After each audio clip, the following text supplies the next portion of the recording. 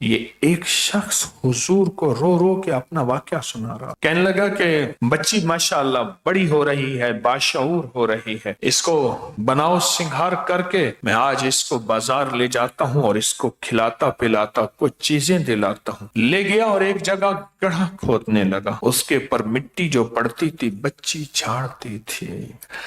اور بابا کا احساس کرتی اور اس کی خدمت کرتی تھی اور ابا ابا کہتی تھی۔ گڑھا کھودتا رہا، بیٹی محبت اور پیار اپنا جتاتی اور بتاتی رہی، الفتیں بیٹی دیتی رہی، اور جب گڑھا بہت گہرا ہو گیا تو اس نے بیٹی کو اوپر پھینک دیا اور اس پہ مٹی ڈالنے لگا، اور وہ چیخ چیخ کے کہنے لگی ابا میں نے تو آپ کو دیکھنا ہے، میں نے تو آپ کی خدمت کرنی۔ ابا ابا کرتے اس کی آواز مٹی میں دب گئی اور فنا نے اس کو اپنی پنجے میں دبوچ لی اور مٹی اس کے اوپر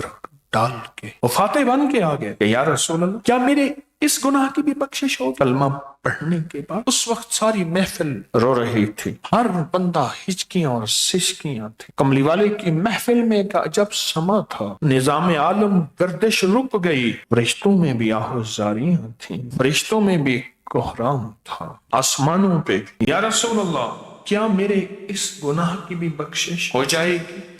آپ نے فرمایا کلمہ پڑھنے کے بعد تیری ہر گناہ کو رب معاف کر دے گا۔ 100 سال کا کافر ہو کلمہ پڑھ لے، اللہ پاک اسے ایسا بنا دیتے ہیں جیسے ماں نے ابھی جنا ہے، ایسا کریم ما غرک بربک الکریم۔